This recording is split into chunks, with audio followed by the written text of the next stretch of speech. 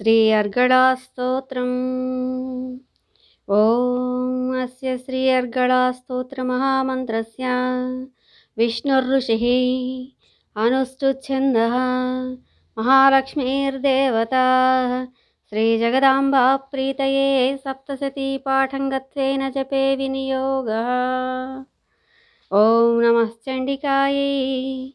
मार्कण्डेय उवाच ॐ जयन्ति मङ्गला काली भद्रकाली कपालिनी दुर्गा क्षमा शिवा धात्री स्वाहा स्वधा नमोऽस्तु ते।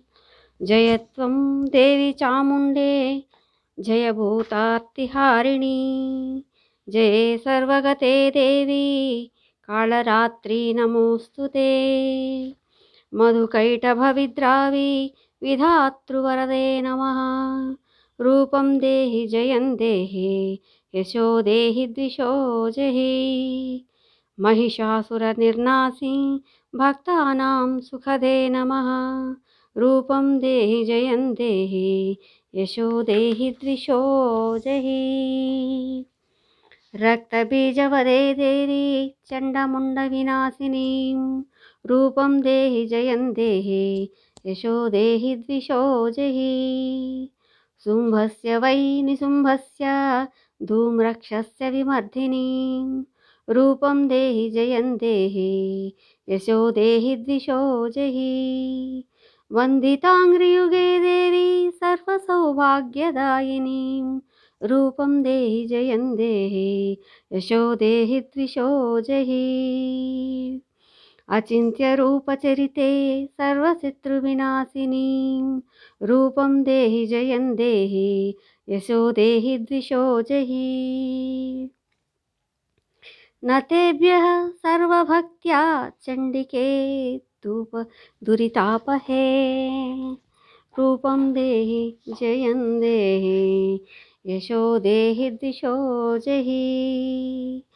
सुवद्भ्यो भक्तिपूर्वं त्वां चण्डिके व्याधिनाशिनी रूपं देहि जयं देहि यशो देहि द्विषो जहि।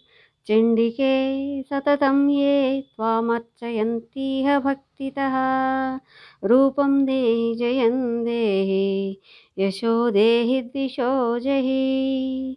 देहि सौभाग्यमारोग्यं देहि मे परमं सुखं रूपं देहि जयं देहि यशो देहि द्विषो जहि।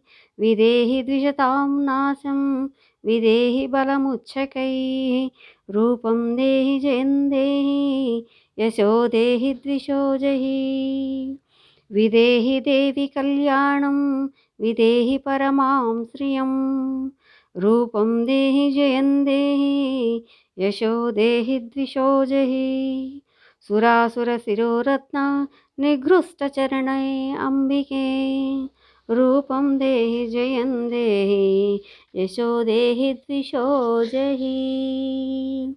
विद्यावन्तं यशस्वन्तं लक्ष्मीवन्तं जनं कुरु रूपं देहि जयं देहि यशो देहि द्विषो जहि। प्रचण्डदैत्यदर्पघ्ने चण्डिके प्रणताय मे रूपं देहि जयं देहि यशो देहि द्विषो जहि। चतुर्भुजे चतुर्वक्त्रसंस्तुते परमेश्वरी रूपं देहि जयं देहि यशो देहि द्विषो जहि। कृष्णेन संस्तुते देवी सस्वद्भक्त्या सदाम्बिके रूपं देहि जयं देहि यशो देहि द्विषो जहि। हिमाचलसुता नाथा संस्तुते परमेश्वरीं रूपं देहि जयं देहि यशो देहि द्विषो जहि। इन्द्राणी पतिसद्भावा पूजिते परमेश्वरी रूपं देहि जयं देहि यशो देहि द्विषो जहि। देवी प्रचण्डोर्दण्डदैत्यदर्पविनाशिनी रूपं देहि जयं देहि यशो देहि द्विषो जहि।